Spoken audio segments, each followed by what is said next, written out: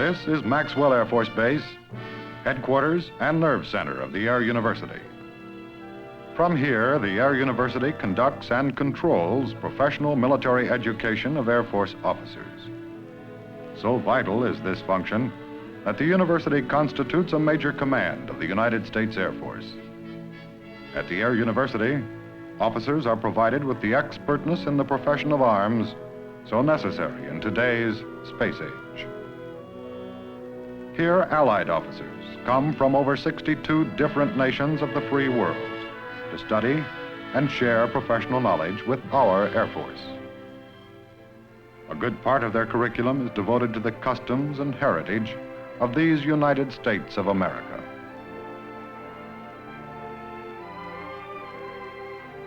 First-hand knowledge is offered these Allied officers through visits to the Air Force Academy, Colorado Springs, Colorado, the Space Center at Cape Kennedy, Florida, and our nation's capital, Washington, D.C.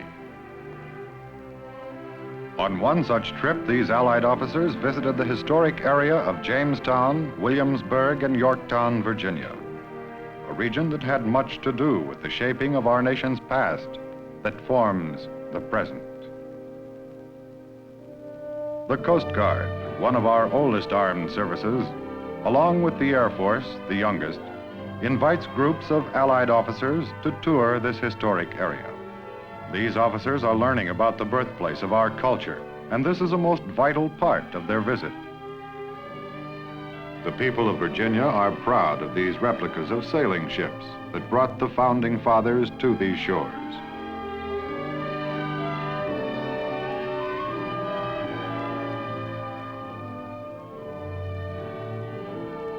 The first breath is a long-forgotten event in anyone's life. It is remembered only in birthdays celebrated once each year. A nation is like an individual. It too loses some insight into its early history.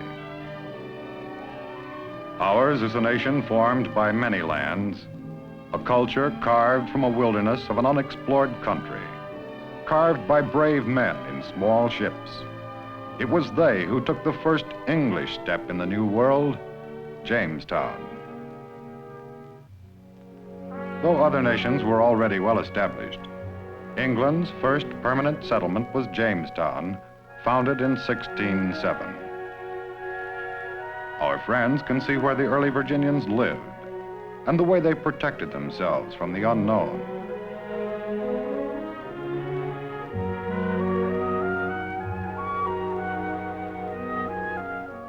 Disease, famine, and loneliness plagued the settlers. But the survivors stayed to build the foundation of our nation. Although it was the capital of Virginia for 92 years, Jamestown failed.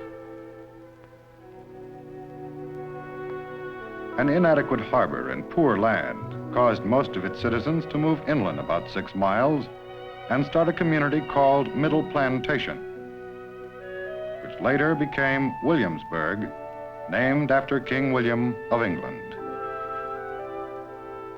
In 1699, Williamsburg became the capital of Virginia and remained so for almost 80 years, while Jamestown remained only as a trading center and a port of commerce. Williamsburg became, like other colonial cities, self-sufficient. Its many craftsmen and artisans fashioned some of the finest wares in America. The ancient craft of papermaking was brought to this country by the early colonists. Today, this skill is still practiced in its original form by the craftsmen of Williamsburg.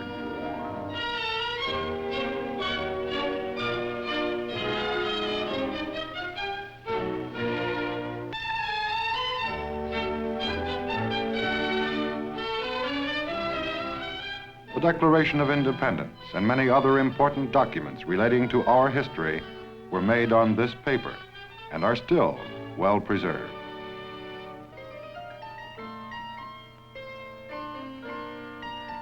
The citizens of Williamsburg demonstrate other colonial crafts in shops throughout the city.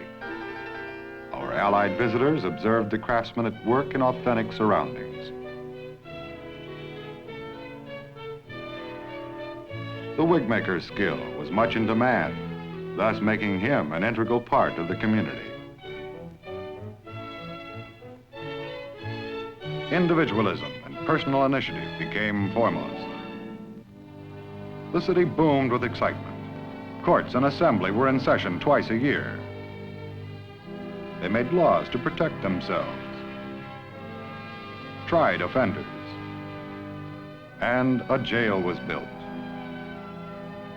Meanwhile, heavier taxes and embargoes were levied upon the colonists by Britain, and taxation without representation became a fighting slogan of the colonists. In protest against the British Crown, the Virginia Convention, held in June 1776, adopted the Virginia Declaration of Rights that became a model for our Declaration of Independence. Cannon and powder were scarce. Our Allied friends observed the weapons the Americans used to repel the British Crown.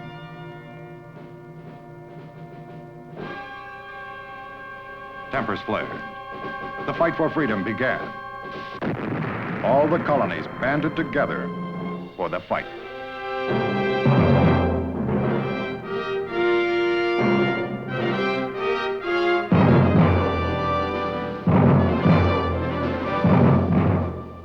It was the irony of history that, by coincidence, the British were finally defeated only 20 miles from where Englishmen first settled 170 years earlier.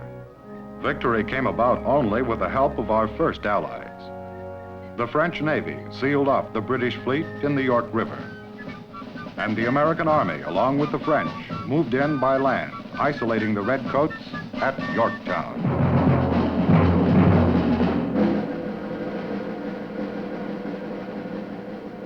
Cornwallis, the British general, had no choice but to seek a truce. And on the morning of October 17th, 1781, he asked for a parley.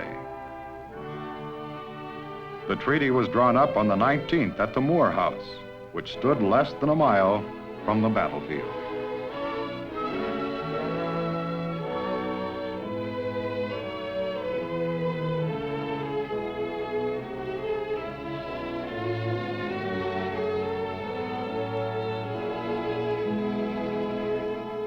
General Washington, along with the German von Steuben and the Frenchman Rochambeau, were victorious. So ended the siege of Yorktown. So ended the American Revolution.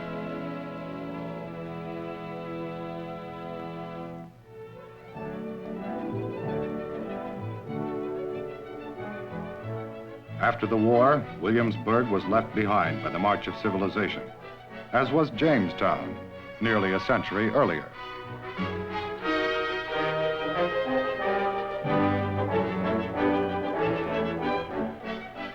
But as a historical landmark, it has been restored so that we and our friends can see today life as it was over 200 years ago.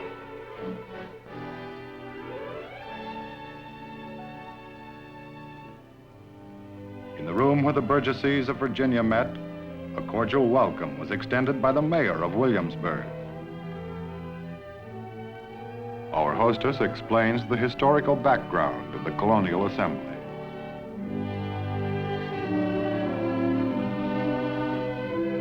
The mace, symbol of the Crown's control, it was in this room that its right to govern was challenged. These walls framed many moments of our history. Jefferson, Washington, and Patrick Henry sat in these very seats.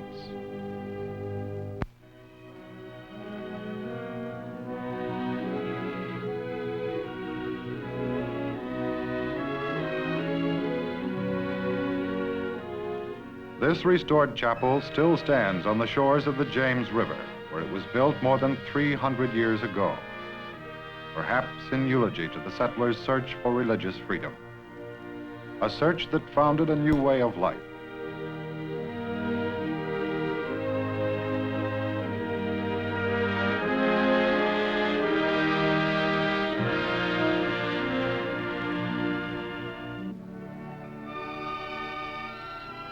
In the governor's garden, the Allies can sense the beauty and serenity of America, a peaceful country blessed with the color of many lands. The American people had two purposes in restoring Williamsburg to its way of life in the 18th century. One purpose was to simply preserve the area for historical reasons. But more important, it was to recall for future generations the basic principles of American self-government and individual liberty. The Allies were hosted by the U.S. Air Force and Coast Guard at a reception held in their honor at Yorktown, affording them an opportunity to meet members of the local community.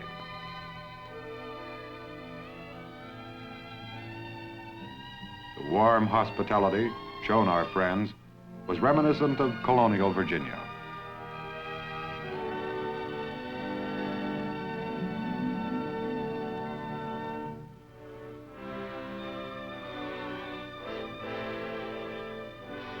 These Allied officers have just been given a glimpse of early America, a glimpse into our history, a glimpse that will help us to understand each other in a more complete way. Allies today, more than ever, play a major role in our world affairs. Many of the nations from which these visiting officers come are far older than ours.